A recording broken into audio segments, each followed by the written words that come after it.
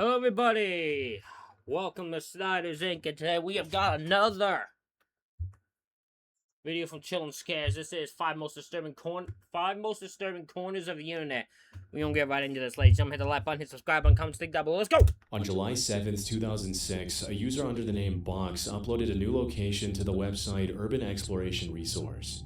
The listing looked routine, an abandoned hotel in Atlanta. But buried in the photo gallery was a horrifying set of images that would set off one of the darkest internet mysteries that remains unsolved.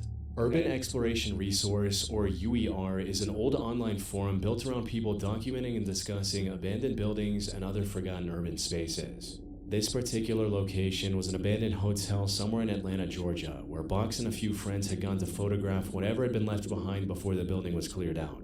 At first, nothing about the hotel seemed unusual. It had 4 floors, rows of ordinary-looking rooms, and wide interior walkways that looked down over a pool in the center of the building. And judging by the personal belongings still scattered throughout some of the rooms, it could not have been emptied very long ago. According to Box's own description of the location, though, the final chapter of the hotel had been anything but quiet. This hotel was built in 1972, renovated in 1993. It spent most of its life as a major chain hotel. In 2004, the hotel became independent of the major chain. The main business model after that was a long-term stay hotel. This attracted many drug dealers and other illegal business to the hotel, and it was raided by the DEA and local authorities at least once. After many years of trouble, it closed in February 2006. But even with such a grim history, nothing about the hotel's reputation could explain what Box found waiting in one of the rooms on the second floor. Attached to the location was a photo album titled Crime Scene-tastic, Not for the Faint of Heart, Fair Warning. And inside were 6 images of a stack of printed photographs that showed a middle-aged man who had almost certainly been murdered. Some of them showed him dead on the floor with blood pooled across the wood beneath him, while others showed the room where the crime took place with a bed and walls both heavily marked in blood. Naturally, once other forum users saw the gallery, the first thing they wanted to know was whether Box had taken the photographs with him when he left. Because if the prints were still there, they could be turned over to authorities who could figure out where they came from. But Box said he left them exactly where he found them. According to him, there were, quote, authorized people gutting the place, and he didn't want to be seen taking anything. He also explained how the photos were too morbid, and he'd been in too much shock to even consider it. Instead, he posted a map link to the location so anyone in the area could go and retrieve the photos for themselves. But when one of the users visited the very next day and searched through the building, the photographs were already gone. Now, one explanation could be that Box had taken the photographs from somewhere else and attached them to his post for attention. One user even asked if the photos were fake snuff. But when you try reverse searching the images, they don't show up in a single other place online. If they had been taken from a movie or some well-known crime case archive, you would think there must have been at least one other trace of them somewhere online. Which means these prints may be documentation of a genuine crime scene, and the only surviving record of it is this one forgotten forum post from 2006.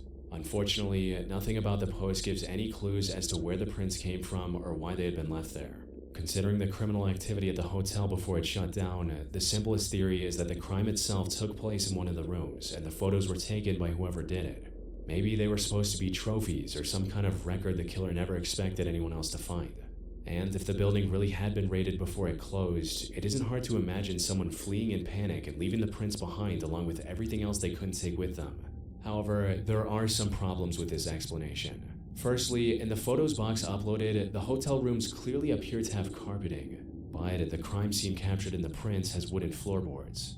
On top of that, if the crime had happened somewhere inside the hotel, you'd expect at least one of the explorers wandering through to stumble onto the room with walls and bedding soaked in blood. More importantly, some of the black and white photographs in the stack show the same body on a white surface that looks more like an autopsy table than anything inside an abandoned hotel room. This suggests the victim was found and processed by authorities at some point, so these prints could have belonged to someone connected to the investigation or to a case file where those images have been preserved as evidence. But even though this theory feels far more plausible compared to the idea that the killer simply left them behind, there's still no solid proof that connects the photographs to a real case. Looking through the missing person reports from the Atlanta area from that period doesn't include anyone whose details match the victims in the photographs. This might suggest the crime happened years before the pictures were discovered, or in a completely different part of the country. Unfortunately, I don't get this. So these are random photographs of a crime scene that were found in a hotel, abandoned hotel. and they're claiming that, hey, we found it, like, they found these at the abandoned hotel. For some reason did not show these to police. They didn't have the actual pictures, but clearly if you have the pictures to post online, that would be enough, right? Like, you have a shot of the room with them in it, with the pictures in it. I think that'd still be enough to take to police, in my opinion. I'm very confused by this. I feel like this is just a bizarre story being concocted here. This is where the trail simply stops. Even 20 years later, there is still no answer for why someone would carry evidence of a horrific murder into a building scheduled to be torn down, only to toss it into a pile of old clothes and just leave it there. On February 26, 2026, a series of videos began spreading throughout the unregulated corners of the internet, capturing what would soon become one of the most horrifying crimes in Poland's recent history. At first, the footage gave viewers almost no context for what they were seeing. It showed a teenage boy standing in a garage, calmly swinging an axe through the air, like he was practicing to hit something.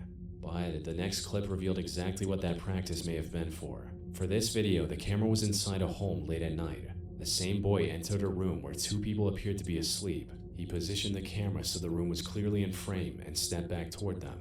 He then picked up the axe and began swinging, before either victim had a chance to wake up. As disturbing as this footage was, it unfortunately didn't seem much different from the... Look, I don't want to sound like I'm being a dick here, but that can easily be faked. Like, it can, but also, because it just seems so random. However, I could see people being that twisted that they actually just want to film that, so it is possible.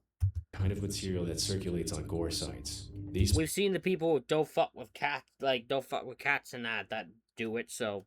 Platforms are full of violent videos, stripped of context, reposted so many times over the years that no one knows when they were filmed or where. But as these particular clips began spreading, viewers began noticing that they clearly were not something just pulled from an old archive. Instead, everything about them, from the video quality to the interior of the house, seemed fairly modern, which meant the gruesome event it captured may have been more recent than people first realized. With this realization, the clips broke out of these gore sites and spread across social media and private messaging apps across Poland. By 4 a.m. the next morning, enough people had forwarded the clips to police that authorities were already treating the footage as evidence from an active crime scene.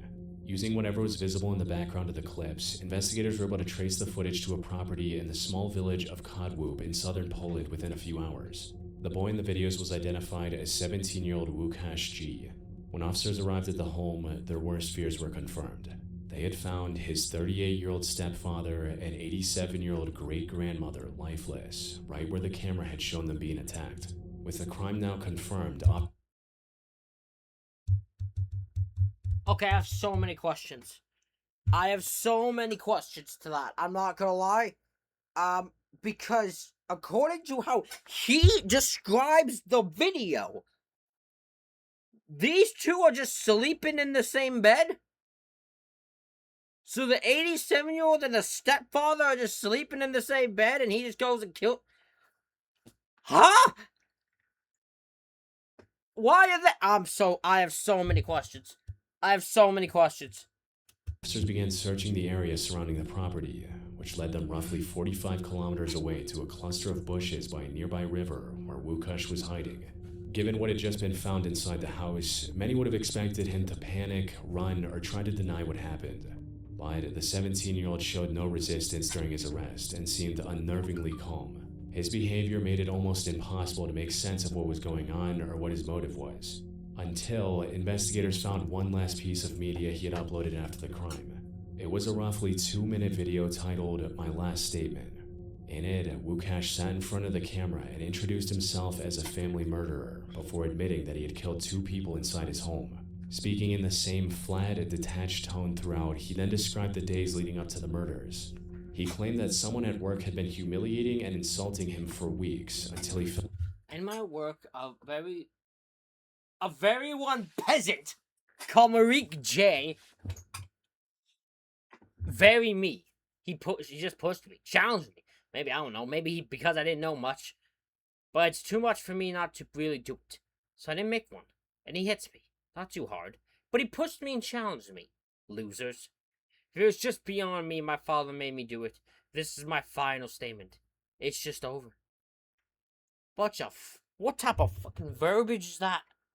Felt he simply couldn't take it anymore. But instead of directing his anger toward the person he claimed had mistreated him, Wukash turned it toward his own family. In his mind, because his stepfather kept pushing him to go back to that same workplace, he had somehow become part of the very thing tormenting him. And so had everyone else living under that roof. Rather than sounding horrified by what he had done, Wukash started justifying his crime, saying that, in his opinion, murder was a part of human life, that people had been killing one another since the beginning. Wow. Okay, so... Okay, I'm just gonna... So... Further, the video tries to rationalize murder. Why can't I explain murder? In my opinion, murder is a part of life. Part of human life. People used to kill each other. No problem. Today is the biggest psychopath. The killer, in my opinion, I'm not sick of anything. Now, I may seem a little stressed, but I'll never kill anyone again. Not even an animal. Goodbye, Em. Well, man, you've killed 2 people. You've killed 2 people. You can't just be like, I'll never kill anyone again. Honest. And that the only difference now was that someone like him would be called a psychopath for it. Despite that self-awareness, he insisted that he wasn't sick and promised that he wouldn't take another life again. But to anyone watching the videos, his insistence that he wasn't mentally ill was the clearest sign that he was. Yeah. On one hand, he looked composed enough to lecture a camera about the nature of killing. Yet on the other hand, he was unable to see anything wrong with the 2 bodies he'd just left behind. Looking back, it's hard not to see him as a deeply disturbed teenager who gradually lost his grip on reality. Eventually, Wukash was charged with double homicide and now faces up to 30 years in prison. In the time since, the videos have largely been scrubbed from the internet, with Polish police asking people to stop sharing them out of respect for the families. Unfortunately, footage like this never truly disappears, and continues to get passed around in the darkest corners of the internet. I just want to know Look, were these the only 2 people he lived? I have so many questions on the scenario in which the murder happens that I'll never get answered. Like, why are them 2 specifically right next to each other? Because he didn't drug them or anything. They just were sleeping next to each other for some weird reason. Like, is this who he lived with? I'm legitimately confused. The internet is just one of those things that has a way of pulling you into places you never expected to end up. Researching these videos, I constantly get lost in endless forums and disturbing websites where, before I know it, my entire day has been lost. It can be very easy to forget to make time for the important things. Things like scheduling a doctor's appointment. Alright, we're gonna skip the doctor.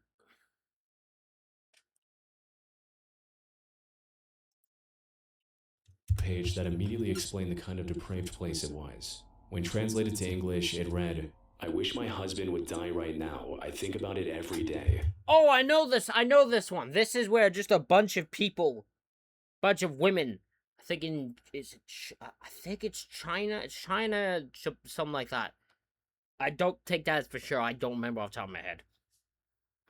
But it's a bunch of women who just want their husband to die. And some of them just pray to the god of death to get him to killed. Or some of them are just straight talking about how they're going to kill their husband. The site was called danasheen.com, which translates to diehusband.com, Yo. and it functioned as an anonymous forum where wives could write about the men they were married to. First looking at the site, most of the entries read like desperate venting from women who had been holding something in for years. "Nothing good has happened in the 10 years I've been with this guy. He thinks it's okay when I'm not good and complains if he doesn't like something. Does the world revolve around him? I'm just annoyed by being with this rude jerk. He's been lying to me for 20 years, and I, being foolish, have been deceived all this time. But I've reached my limit. When I talk to him, he just lies, and when he's at a loss for words, he stays silent." Posts like these fill hundreds of pages on the site, with anonymous wives describing husbands who cheated. 5,000 pages? 5,000 pages? Holy shit, how many people want their husband dead? That's crazy. But if you ever wonder why your wife's not making, her feelings emote, just check this back. They've probably written on it. gambled away household money, came home drunk, and treated their family selfishly. But digging deeper into the posts, that resentment would sometimes turn into something far more disturbing. You see, the site was themed around the popular manga Death Note. Death Note is a Japanese manga series in which writing someone's name in a supernatural notebook causes their death, and the users treated the forum as exactly that. An online notebook addressed directly to the Grim Reaper, begging him to kill their husbands for them. Crazy. How long is this scumbag husband going to live? Grim Reaper, please come and take this scumbag husband away quickly. As soon as possible, please. Good morning, Grim Reaper. I wish my husband would die right now. I think about it every day. He's a truly awful husband. My heart is always in prayer. Please die soon. That's The site's admin even crazy. kept a running counter on the homepage, tracking how many husbands had supposedly died, as if That is it. Think about this. There's a whole thing of actual people, actual human beings, who are married and want their husband to die. They just want they don't care about anything else. They just want their husband dead. the forum itself were taking credit. And when a husband did actually die, the tone of the site became even more unsettling, as the women returned in ominous celebrations. For instance, one woman described finding her husband cold in bed one morning and calling an ambulance. And her post reveals exactly what she felt when the responders confirmed that he had passed away. Honestly, I'm so happy. Thank you, Grim Reaper. While other users in the comments enviously congratulated her. And as unsettling as all of this tragedy is, these posts aren't even close to the darkest thing on the site. Oh no. But once you understand the world these women come from, the site starts to look more complicated than it first appears. Japan is a fairly conservative society. It's Japan. God damn it. I kept saying China. It was Japan. I thought it was one of the two. I just didn't fucking remember. God damn it. When it comes to divorce. The simplest way to end a marriage is through mutual consent. If the husband refuses to sign the divorce papers, the wife is forced through mediation and lengthy court proceedings just to get out of a life she no longer wants to be in. Even after separation, most women face judgment from their own families and communities, because divorce carries a level of shame that makes leaving feel like a public failure. And for single mothers, it's even worse, as the pressure is often tied to money. Many of the women writing on Dana Sheen described being financially trapped and unable to afford a separate life. So, to many of them, the death of their husband genuinely appears to be the only way to ever live a happy life again. And when a platform is built entirely around this belief, it becomes the perfect place for someone already on the edge to convince themselves that taking matters into their own hands is the next logical step, which is exactly what happened. In some of the most extreme entries on the site, begging the Grim Reaper wasn't enough. One woman wrote, "I want to somehow find a way to kill my husband without getting caught. I'll pretend to be sad when he dies." Sadly, she wasn't the only one. Some depraved users admitted to preparing bug-infected food and feeding it to their husbands to make them sick. But a few went even further and outlined step-by-step instructions on how to poison a husband by lacing his drinks with drugs that shut organs down slowly without raising suspicion. And because these posts are written anonymously, there's no way of knowing whether they are simply dark fantasies or genuine confessions from women who actually went through with it, which suddenly makes the death counter a lot harder to look at. There's no way to know how many of those deaths happened on their own and how many were planned on this very website. But as depraved as these entries were, some of the hardest ones to read weren't directed at husbands at all. Some of them were written by women who started hoping for their own end. And once you start reading entries like these, it becomes clear that many of the women using this site weren't driven by cruelty. They were writing from places of exhaustion, fear, and years of ill treatment. For some, the darkest thoughts were the only ones that still made sense. And when you read what they were actually living, The thought of being married to someone for the sake of just not getting judged is crazy. But that's the world we live in, right? Where people like in Japan, the women are ridiculed and insulted for a divorce, while there's no judgment on the husband at all. The women are the one criticized. Even if the husband wants the divorce, the women are criticized because it had to been their fault it ended. Like there's no, it makes no, it's ludicrous because a marriage could end for any reason. And the thing is, like, a logical thought would be that if your family member you would want your other family member to be in a marriage where they're happy. If they're all miserable, why the fuck would you want them to stay in that marriage? I don't get it. It's weird. Through, it's hard not to understand why. One woman wrote, "My heart is dead. It's being killed by the verbal abuse of my husband, who denies my very existence. When he's in a bad mood, he takes it out on me. He says it's all my fault, that this happened because my character is rotten, connecting even the most unrelated things and denying everything about me. I've tried to forget, to ignore it, and endured it until now, but I can't take it anymore." For others, the ill treatment went far beyond words. "When I was 3 months pregnant with my first child, he pushed me down the stairs during an argument, fracturing a bone that took 6 months to heal. When I was in my 9th month of pregnancy with my first child, he drove me to a remote mountain area, threw me out of the car, and dragged me around." In the end, Dana Sheen, or Die Husband, was built on the desperation of women who felt trapped in lives they couldn't escape. But that same desperation created the perfect cover for people with far darker intentions. Yep. Yep. On the evening of February 22nd, 2023, a 26-year-old Microsoft employee was walking home from the Microsoft One Estera building at around 5:45 p.m. when he noticed a man approaching him while shouting at the top of his lungs. But before he could make sense of what was happening, he was punched to the ground and stabbed 13 times. The entire attack lasted roughly 10 seconds, but it was enough to leave him with a skull fracture, a brain bleed, and nerve damage in both his hands. Just as suddenly as it had started, it stopped. A few bystanders shouted at the attacker, but he simply fled the scene and walked down the street to his own apartment roughly 4 blocks away, leaving a trail of blood that a SWAT team would later follow straight to his door. The attacker was identified as 27-year-old Joseph Richard Cantrell, who was— That's crazy. Like, think about that. This psychopath just randomly saw a random person and stabbed them 13 times. No reason for it. There were no connection, just random person. Also a software engineer at Microsoft. That connection immediately led police to suspect a workplace rivalry. But according to the victim, he had never seen Joseph before in his life, and the two didn't even work in the same building. So the more investigators learned about the attack, the less it looked like Joseph had been targeting someone he knew. Nope. And the only place that seemed to offer any explanation was Joseph's own website. When the investigators went through his personal computer— Oh, if there's one thing that's fun to look at is a criminal's website. Like a criminal's personal website. Because it is usually full of fucking bonkers shit. Because they usually are batshit crazy. So there's some bonkers shit usually. They found a hidden link to a text file. It was a 234,000-word journal that Joseph had been writing for years and uploaded to the internet just hours before he carried out the attack. And somewhere inside those pages was the answer to why a random Microsoft employee nearly bled to death on a sidewalk that evening. To understand what was inside the journal, you first need to understand what Joseph believed about himself. And the clearest window into that was the About section on his website. Alongside other surface-level information, Joseph wrote about experiencing what he called neural disturbances, where he claimed to have danced and conversed with processions of rainbow ghost women who kept him company through the night.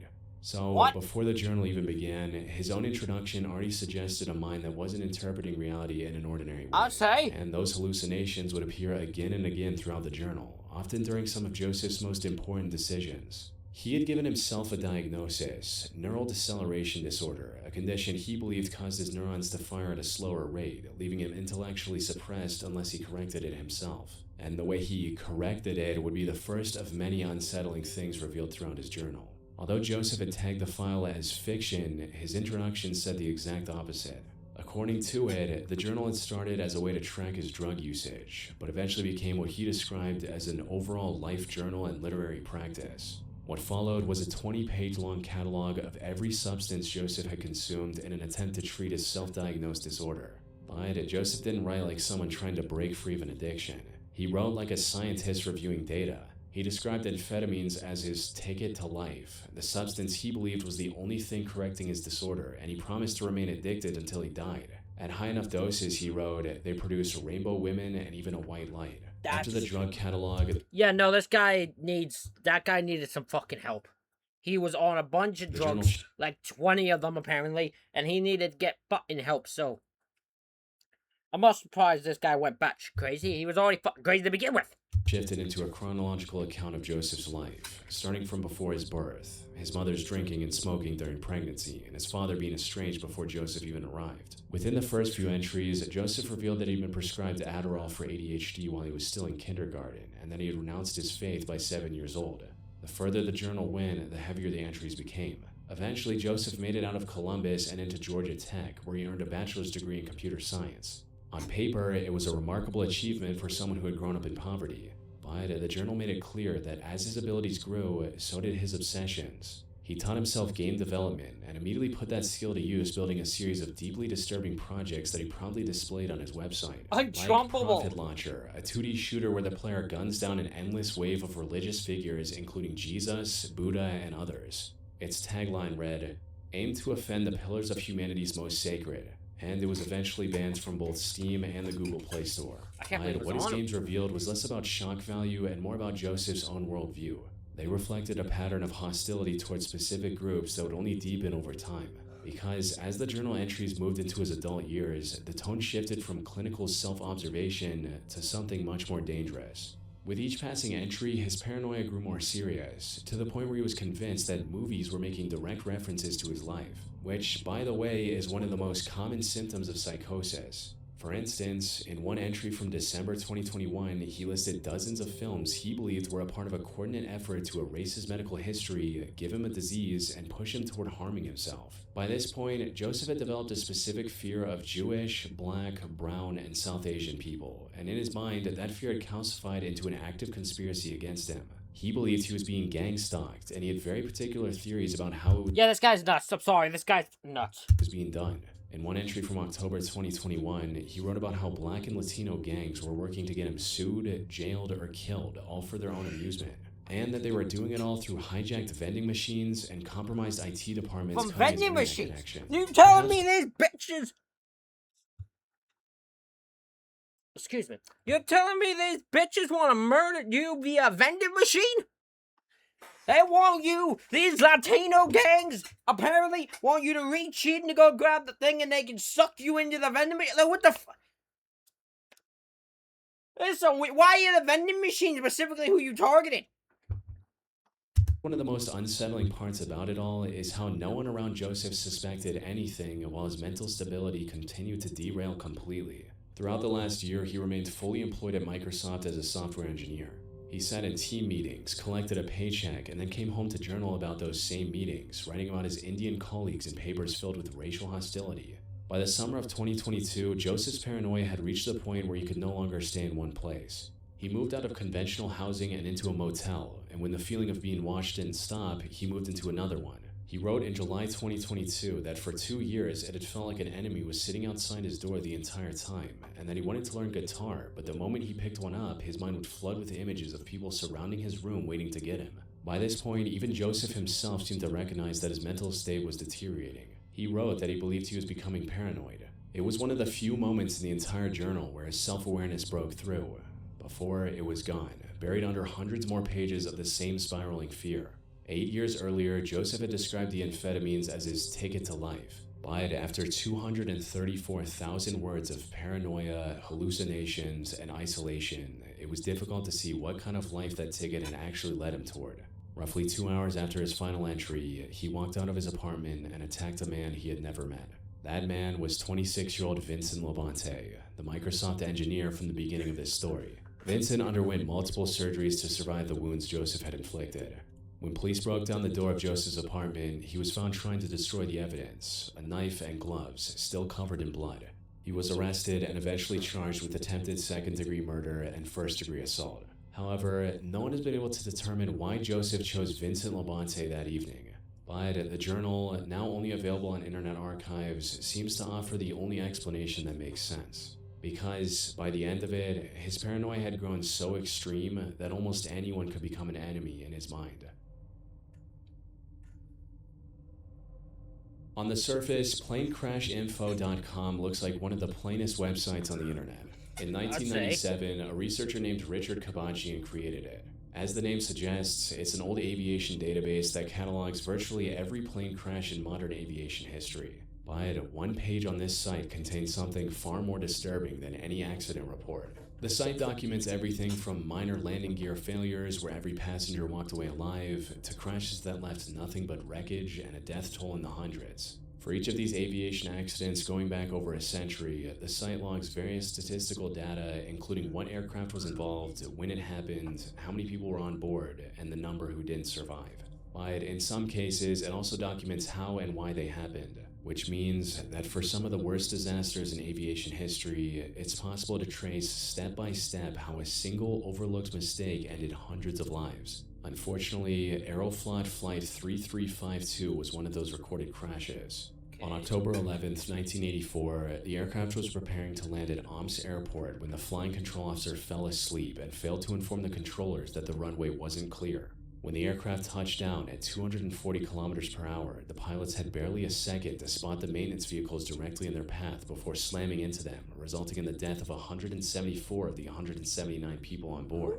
But as disturbing as it is to read these summaries, the most unsettling part of the site is one specific page titled Last Words. This page is a long collection of voice recordings, each one capturing the final seconds inside the cockpit before impact. In some of them, you can hear the exact moment a pilot realizes that nothing they do will save the plane. For instance, in this clip, you can hear how a controlled situation turned into a chilling panic as the pilot realized the runway was too short only after it was too late.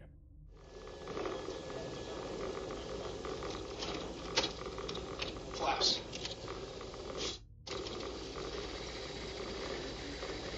There we go. Not flying! Not flying!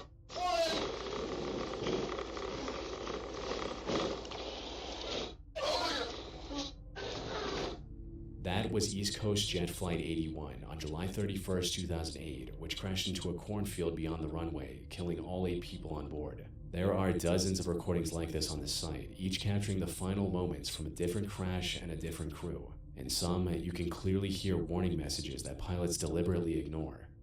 Pull up. Terrain ahead. Terrain ahead. Pull up. Pull up. Pull up. That is off target. Pull up. Control, what up to ground?